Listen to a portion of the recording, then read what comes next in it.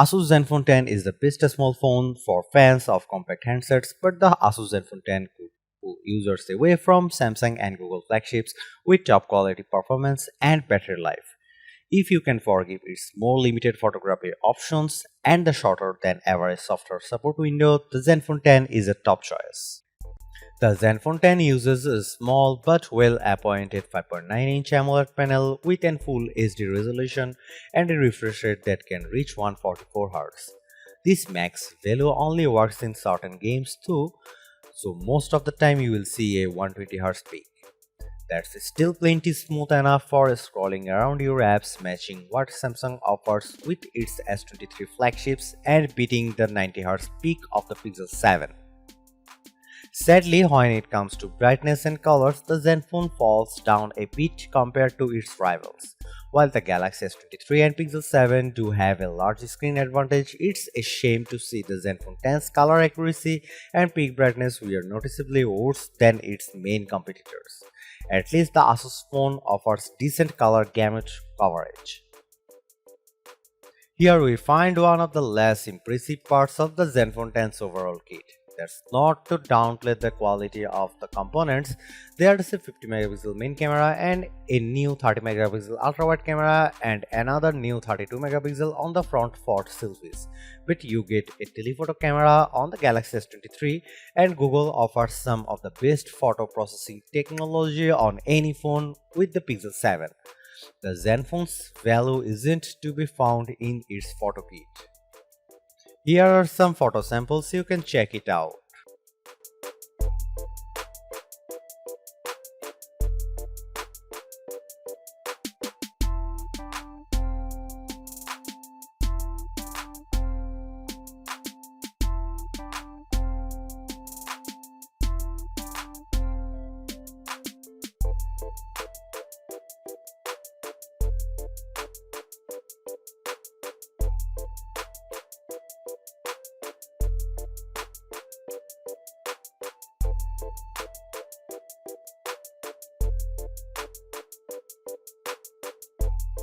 Charging still happens at a maximum of 30 watt, which unfortunately means it doesn't happen that fast, especially when compared to a device like OnePlus 11 and its 80 watt charging speed.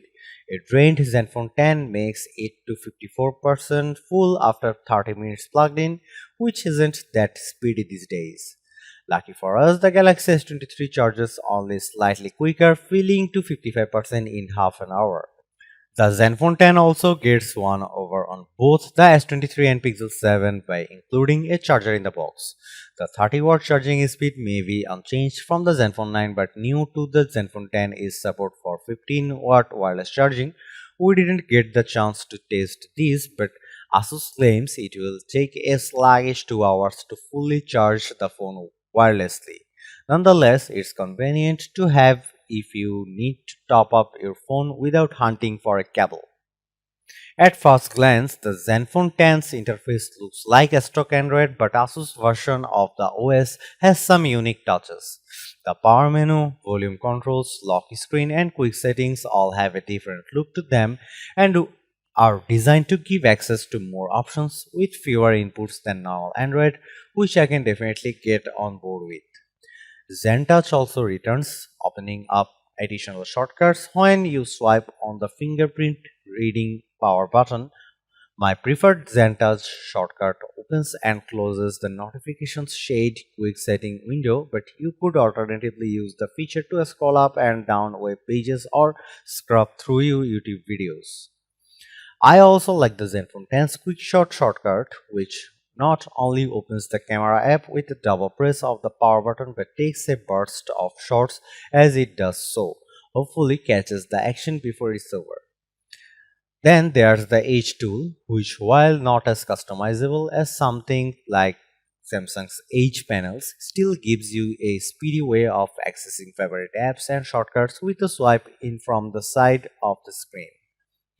ASUS is promising more for the future too. In a future upgrade, ZenFone 10 will gain a semantic photo search tool as seen on iPhone and some other Android devices to make it easier to search for photos of particular subjects or containing specific text in your gallery.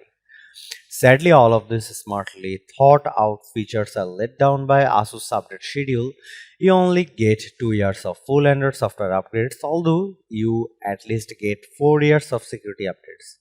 That's poor compared to Samsung 4-year cycle of updates or Google's full 3-year policy. It's unclear how big the demand in these days for sub 6-inch phones, but I am more certain of the fact that Zenfone 10 has pretty effectively cornered it.